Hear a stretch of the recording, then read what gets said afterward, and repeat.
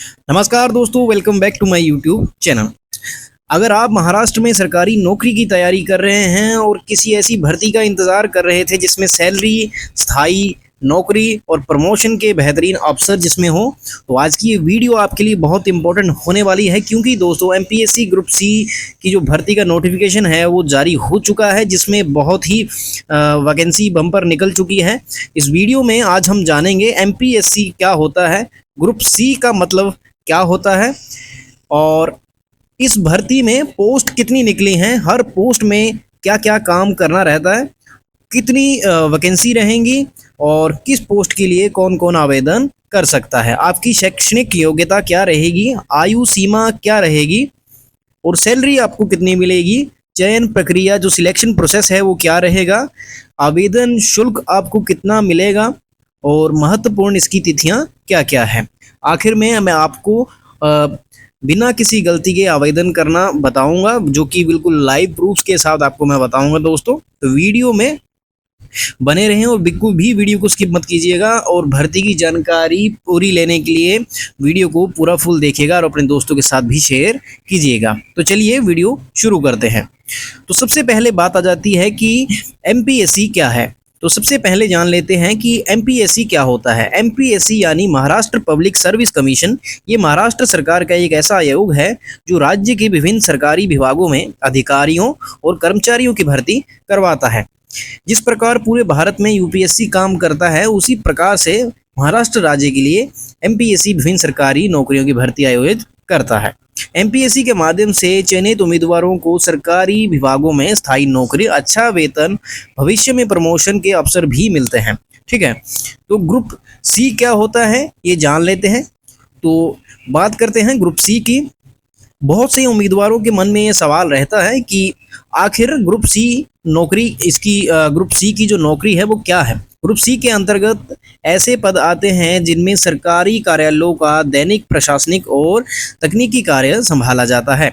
इन पदों पर काम करने वाले कर्मचारियों का मुख्य काम क्या होता है, वो रिकॉर्ड तैयार करते हैं, फाइलों का प्रबंधन करते हैं, टैक्स से संबंधित कार्य करते हैं, डेटा एंट्री करते हैं, विभागीय निरीक्षण करते हैं और जनता से जुड़े कई महत्वपूर्ण कार्यों में सहयोग देते हैं। यदि आप सरकारी ऑफिस में एक अस्थायी सम्मानजनक नौकरी चाहते हैं तो ग्रुप सी की भर्ती दोस्तों आपके लिए एक बहुत अच्छा और बहुत बेटर विकल्प है, जिसमें आपकी पूरी जो लाइफ है वो सिक्योर रहेगी दोस्तों। ठीक है, तो अभी बात कर लेते हैं टोटल वैकेंसी की। तो कुल पदों की अगर बात करें तो इस भर्ती के माध्यम से कुल 2629 पदों पर भर्ती की जाएगी। ये जो भर्ती है ये महाराष्ट्र सरकार के अलग अलग विभागों के लिए निकाली गई है। इसलिए अगर आप लंबे समय से सरकारी नौकरी की तैयारी कर रहे थे तो आपके लिए ये एक शानदार मौका दोस्तों हो सकता है। अभी जान लेते हैं कौन सी पोस्ट जो यहाँ पे कौन सी पोस्ट यहाँ पे रखी गई है। अब जानते हैं इस भर्ती में कौन सी पोस्ट है। Clerk typist, tax assistance, assistant motor vehicle inspector, industry inspector, technical assistance और अन्य ग्रुप सी पद शामिल किए गए हैं। सभी पदों की जो जिम्मेदारियां हैं वो काम हैं जो अलग अलग हैं, इसलिए हम एक एक करके हर पोस्ट के बारे में यहाँ पे समझेंगे दोस्तों। तो दोस्तों इनकी जो चार्टर ऑफ ड्यूटीज़ है तो क्या रहेगी charter of duties clerk typist की क्या रहेगी दोस्तों। सबसे पहले बात करते हैं क्लर्क टाइपिस्ट की। तो इस पद के मुख्य रूप से सरकारी कार्यालयों में फाइल तैयार करना, कंप्यूटर एवं टाइपिंग करना, रिकॉर्ड संभालना और लेटर तैयार करना और दस्तावेजों की जो एंट्री है डाटा एंट्री करना और ऑफिस के दैनिक कार्यों में सहायता करना होता है।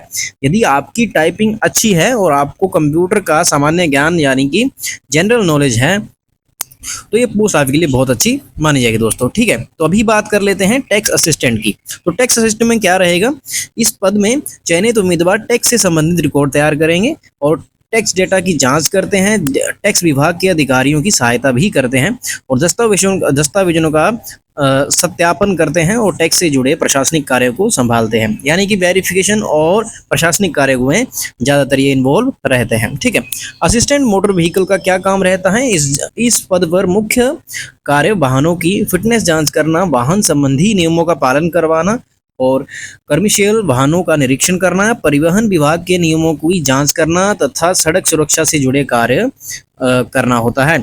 ये पद उन उम्मीदवारों के लिए अच्छा माना जाता है जिनकी रुचि ऑटोमोबाइल्स और तकनीकी क्षेत्र में है। तो दोस्तों, जो अगर आपकी रुचि ऑटोमोबाइल्स और तकनीकी क्षेत्र में है तो आप इस पोस्ट के लिए अप्लाई कर सकते हैं।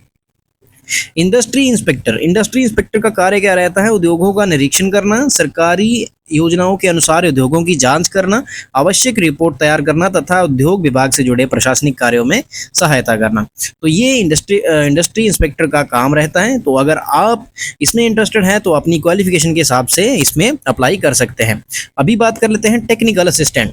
तो टेक्निकल असिस्टेंट में जो पद हैं उनके तकनीकी कार्यों में सहायता इनका काम करना रहता है और तकनीकी रिकॉर्ड तैयार करना, विभागीय रिपोर्ट बनाना, वरिष्ठ अधिकारियों को तकनीकी जानकारी उपलब्ध करवाना जैसी मुख्य जिम्मेदारियां ये टेक्निकल असिस्टेंट की होती हैं। तो दोस्तों, अगर आप इसमें इंटरेस्टेड है तो आप इसमें भी अप्लाई कर सकते हैं। तो एजुकेशन क्वालिफिकेशन की बात करें तो आपकी जो शैक्षणिक योग्यता है वो अलग अलग पदों के लिए अलग अलग निर्धारित की गई है और अधिकांश पदों के लिए जो किसी भी सामान्य प्राप्त विश्वविद्यालय से आपकी ग्रेजुएशन होना अनिवार्य है। दोस्तों, नॉर्मल ग्रेजुएशन तो सबने आज की डेट में कर रखी है, तो आप अपनी इंटरेस्ट के हिसाब से, अपनी क्वालिफिकेशन के हिसाब से यहाँ पे अप्लाई कर सकते हैं।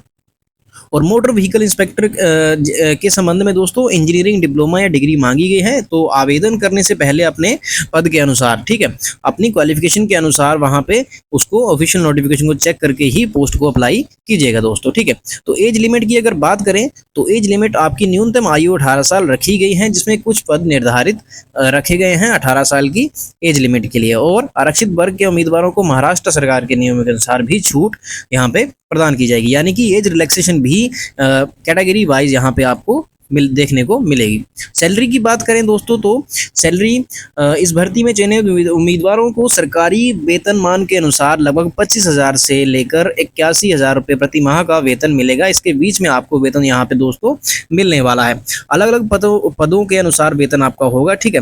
अलग अलग जैसे पोस्ट रहेंगी तो उसके हिसाब से आपका यहाँ पे पेमेंट रहेगा, ठीक है। इसके अलावा आपको महंगाई भत्ता, ठीक है, डिनर्स अलाउंस, मकान किराया, ठीक है, हाउस रेंट अलाउंस और मेडिकल सुविधा, ठीक है, मेडिकल जो आपकी जो फैसिलिटीज़ हैं और पेंशन है, जो आपकी पेंशन से जुड़े जो भी आपकी फैसिलिटीज़ हैं वो आपको सुविधाएं यहाँ पे मिलने वाली है दोस्तों।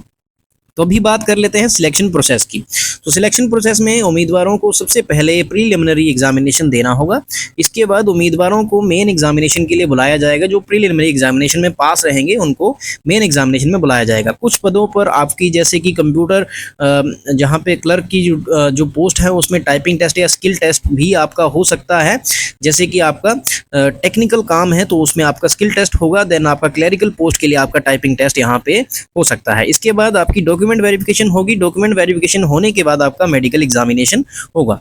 लास्ट में क्या रहता है कि आपकी जो फाइनल मेरिट के हिसाब से आपकी जो यहाँ पे नियुक्ति की जाएगी दोस्तों। तो ये इसका सिलेक्शन प्रोसेस था, तो इसको आपको ध्यान से दोस्तों देखना है और इसी हिसाब से ही आपको यहाँ पे अप्लाई करना है। एप्लीकेशन की फीस जो है अभी बात कर लेते हैं। तो अलग अलग वर्गों के लिए निर्धारित अलग अलग फी करी गई है। तो जनरल वर्ग के लिए या फिर आरक्षित वर्ग के लिए 200 से 300 रुपये में यहाँ पे आवेदन फीस रखी गई है। बाकी आवेदन करने से पहले आप आधिकारिक जो नोटिफिकेशन है अपने वर्ग के अनुसार वहां पे चेक करके आवेदन आपको वहां पे करना पड़ेगा। तो अभी बात कर लेते हैं इंपॉर्टेंट डेट्स की। तो मुख्य तिथियों के बारे में 27 जून 2026 से ये आवेदन शुरू हो जाएगा और आवेदन की अंतिम तिथि 17 जुलाई 2026 में निर्धारित की गई है। तो 27 जून 2026 से लेकर के 17 जुलाई 2026 के बीच में आपको यहाँ पे अप्लाई कर लेना है। और आखिरी जो डेट है उसका इंतज़ार बिल्कुल नहीं करना है, क्योंकि सर्वर एरर और बाकी सारी ऐसी फॉर्मेलिटीज़ की वजह से आपका कोई यहाँ पे आवेदन है वो छूट ना जाए। इसको समय रहते आपको आवेदन पूरा करना है दोस्तों, ठीक है। तो अभी इसको अप्लाई कैसे करना है ये जानना बहुत ज़रूरी है, क्योंकि बहुत सारे बच्चे स्टूडेंट्स जो हैं यहाँ पे गलती करते हैं। तो अभी आवेदन करना है कैसे, जो मैं आपको बताता हूँ कि MPSC की आपको आधिकारिक वेबसाइट पे जाना है। इनकी MPSC की ऑफिशियल वेबसाइट पे आपको जाना है, mpsc.gov.in पे जाना है। वहाँ पे आपको रिक्रूटमेंट सेक्शन में जाकर के MPSC ग्रुप C रिक्रूटमेंट 2026 का जो लिंक है वहाँ पे उनका नोटिफिकेशन है उस पर क्लिक करना है। और पहले अगर आपने रजिस्ट्रेशन नहीं किया है तो रजिस्ट्रेशन कर लेना है, और यदि आपका पहले से रजिस्ट्रेशन है तो आपका रजिस्ट्रेशन वहाँ पे आपको लॉगिन कर लेना है, ठीक है। तो लॉगिन करने के बाद आपको वहाँ पे फॉर्म जो है वो केयरफुली भरना है। आपकी जो भी जानकारी है वहाँ पे, ठीक है, आपको बिल्कुल करेक्ट दर्ज करनी है, वहाँ पे फिल करनी है फॉर्म को। और आपके जो इम्पोर्टेंट डॉक्यूमेंट्स हैं, फोटोग्राफ्स हैं और सिग्नेचर हैं वो आपको अपलोड करने हैं। और इसकी जो फ़ी रहेगी वो फ़ी आपको आपकी कैटेगरी के अनुसार वहाँ पे जमा करनी पड़ेगी दोस्तों, ठीक है। और पूरे फॉर्म को एक बार आपको रिव्यू करना है ध्यान से कि मैंने जो फॉर्म भरा है वो सही है या नहीं है, मेरी क्वालिफ़िकेशन के हिसाब से है, मेरी जो क्राइटेरिया इनको चाहिए वो पूरा है कि नहीं है, उसके हिसाब से आपको चेक करके यहाँ पे सबमिट यहाँ पे कर देना है। और उसका एक जो प्रिंट है वो आपके अपने पास रखें। और आवेदन करने से पहले आप ऑफिशियल नोटिफिकेशन को एक बार जरूर पढ़ें ताकि कोई भी ऐसी कोई गलती ना हो।